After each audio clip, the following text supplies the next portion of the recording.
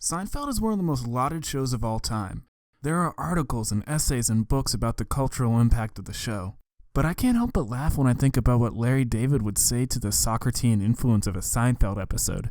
The show is about nothing. Well, it's not about nothing. No, it's about nothing. Well, maybe in philosophy, but even nothing is something. I'm not saying those are wrong, or they're not fun, but I just want a conversation about the bare bones of the show. What made it work? Jerry Seinfeld and Larry David decided that the hour-and-a-half special that they were asked to do would work better as a pilot. They pitched it as a show about how a comedian gets his material, which is why Jerry does his stand-up at the beginning and end of the show. Let me tell you the truth. When I walked into NBC with Larry and said, we're going to do a show about how a comedian gets his material, I knew I was lying right then. There was never going to be a show about how a comedian gets his material. Nobody wants to see a show about that. But I knew it would sound good in the meeting. Seinfeld was really about everyday life. But the really little things.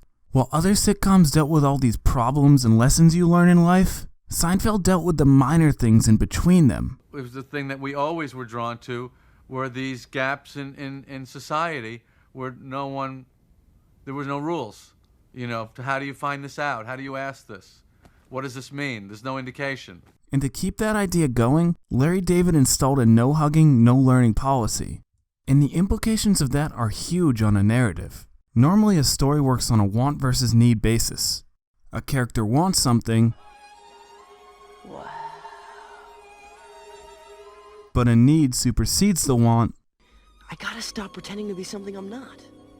I understand. Jeannie, I wish for your freedom. And that's the character's growth. Since you couldn't learn a lesson in Seinfeld, a story would be, Jerry wants to keep going out with a woman. Very nice to meet you. It's nice to meet you. But he needs to get over the size of her hands. In almost any other show, the character would learn to look past the superficial. But that can't happen in the Seinfeld universe. She had man hands. Man hands? The hands of a man. The characters are stuck in this homeostasis of pure want. It's like Groundhog Day if we never got past robbing the bank. 3, 2. It's not a show about nothing, it's about stuff that happened that didn't matter. And that could have been tedious, but the comedy reflected the concept. You know, in my world, the wronger something feels, the righter it is.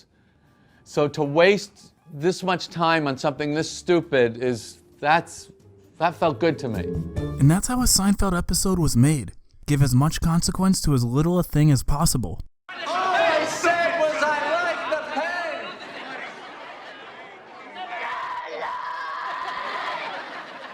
That is the narrative embodiment of observational comedy. Make people care about something very stupid. But for that to work, we need characters that we enjoyed that reveled in stupid things. Since Jerry was one of the head writers, and he was playing himself, you didn't mind his bad acting because you bought his character. He had a couple gears that worked in the show. He could do sarcastic and witty, petulantly annoyed, or incredibly expressive. But I don't want to be a pirate. There wasn't much in between. But he was a really unselfish star. I got the script and I couldn't help noticing that Jerry Seinfeld, the titular star of the show, barely appeared in the script. And he had so fallen in love with his 3 co-stars by this point that as a writer, he kept writing scenes for them. That showed a generosity of spirit that I can't imagine any other situation. He basically gave his co-stars the show. His generally pretty even disposition grounded the show, to the point where he defeated the old standard that the comedians have to play from behind. We were starting to realize that comedically it was okay for me to be a character for whom things worked out. Because he didn't value his good luck, they could play it as a joke against the other characters. Which brings us to George. The discussion as to who would play George Costanza went something like this. Jerry, although extremely talented, not a strong actor. Therefore, we need a strong, like stage actor, strong presence from the acting community that can really be two solid feet on the stage that will certainly help Jerry and can deliver the comedic punch. George is a manifestation of the neurotic and self-centered side of Larry David. Many of George's motivations came from the small social problems that Larry David didn't always confront. The connection between Larry and George was that Larry always wanted to do these crazy things to get back at people or to solve this problem, or why would someone say that and what could I do about that? And even though he never did those things in life, his mind always ran along those lines. But in George, we had the perfect little voodoo doll that we could just stick a pin in him and make him do it. And some that he did.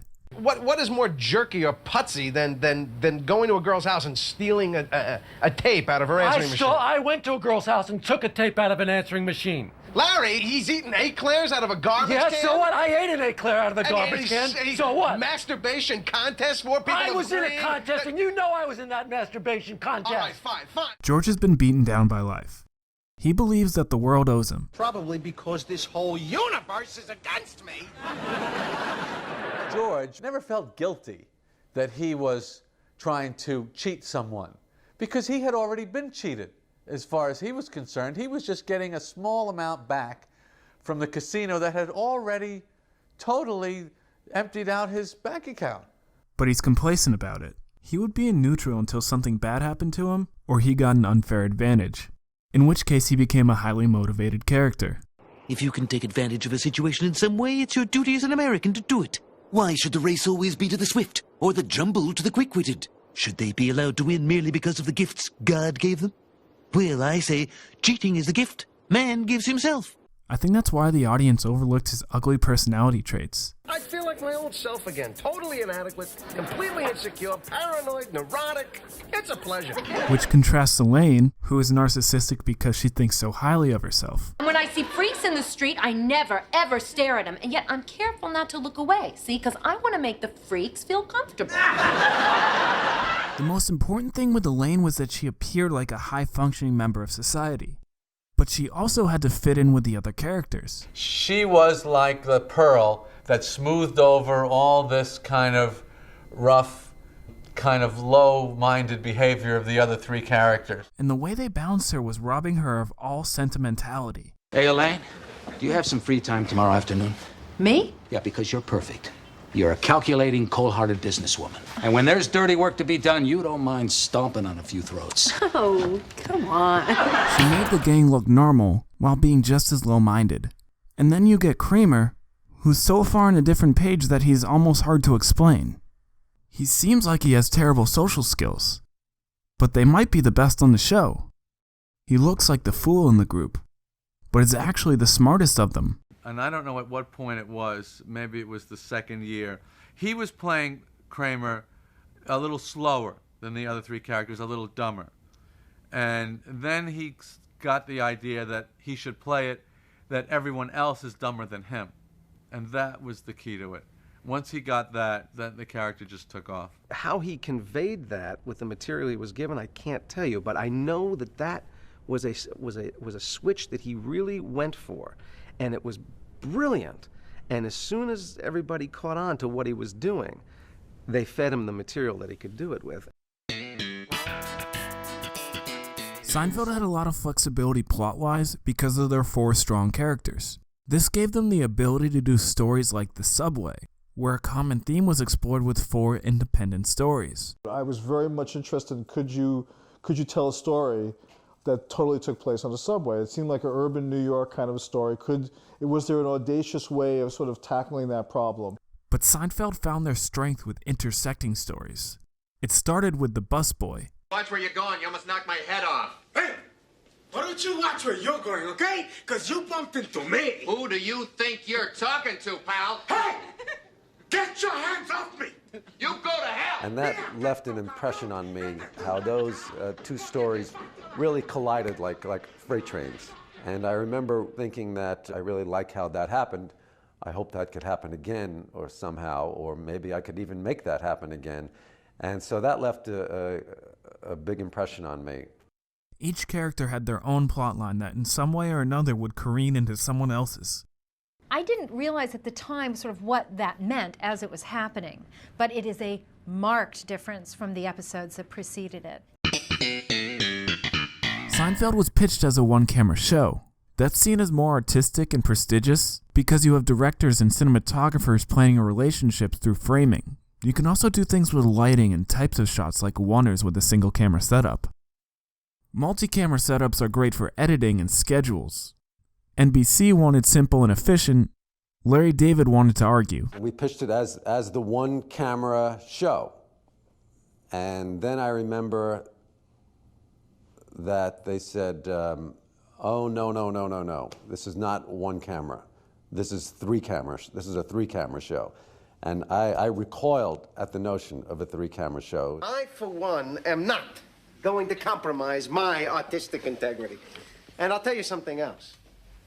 This is the show, and we're not going to change it. Right? No. This is not the show. And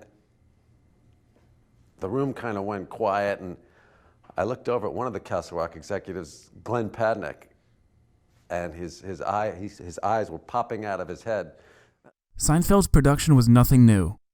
Cut on punctuation, slap-based transitions, and make this one street set look like the entire city of New York. Some shows have brilliant creators, some have a great concept, and some fall backwards into success. Seinfeld had all three. Thanks for watching.